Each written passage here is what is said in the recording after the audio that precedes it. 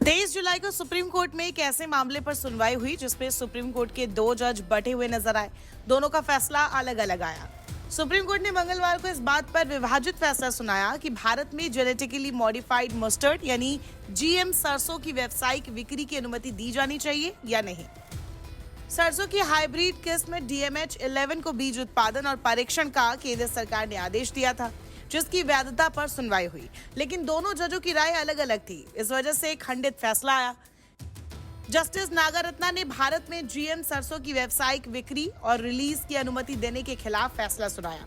अन्य कारणों के अलावा उन्होंने पाया कि जेनेटिक इंजीनियरिंग मूल्यांकन समिति यानी कि GEAC ने भारत में जीएम सरसों के प्रभाव और इसके संभावित पर्यावरणीय प्रभावों पर किसी भी स्वदेशी अध्ययन पर भरोसा किए बिना जीएम सरसों की बिक्री को मंजूरी दे दी थी। न्यायमूर्ति नागारत्ना ने कहा कि सिफारिशें करने के लिए केवल वैश्विक स्तर पर उपलब्ध विदेशी शोध अध्ययनों का उपयोग किया गया है। जो प्रयोज्यता भारत पर है, तो स्वदेशी रूप से किए गए शोध अध्ययनों पर ध्यान दिया जाना चाहिए था, लेकिन किसी पर भरोसा नहीं किया गया। इसे देखते हुए मैं कहती हूँ कि 18-10 और 25-10 की मंजूरी गलत है और 2022 की विशेषज्ञ समिति की रिपोर्ट बाध्यकारी नहीं है। हालांकि न्यायमूर्ति करोल ने असहमति जताई और जीएम सरसों की वाणिज्यिक बिक्री को मंजूरी देने के GEAC के फैसले को बरकरार रखा। न्यायमूर्ति करोल ने कहा, GEAC की संरचना नियमों के मुताबिक है और इसलिए संवैधानिक चुनौती विफल हो जाएगी।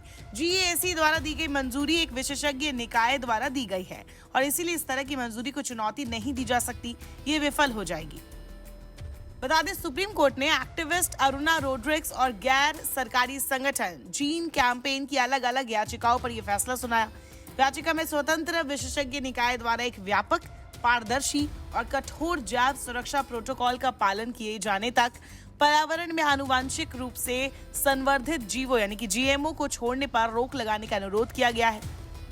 जीएम सरसों की वाणिज्यिक बिक्री अभी जारी रहनी चाहिए या नहीं, इस सवाल पर अब कोर्ट की बड़ी बेंच को सुनवाई करनी होगी। खंडित आदेश की वजह से पीठ ने पूरे मामले को CJI DY चंद्रचूड़ के सामने रखने का फैसला लिया ताकि किसी और पीठ को इसे सुनने के लिए रखा जा सके। हालांकि दोनों जज इस बात पर सहमत दिखे कि जीएम फसलों के लिए एक राष्ट्रीय नीति होनी चाहिए।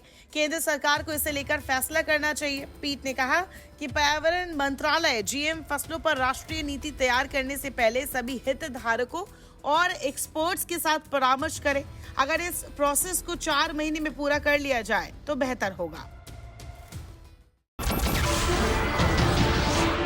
नमस्कार, मैं हूं मानक गुप्ता।